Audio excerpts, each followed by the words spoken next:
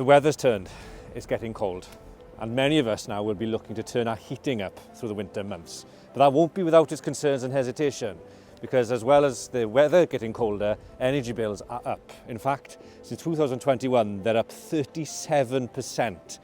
That's not the only thing that's increased and gone up in that time.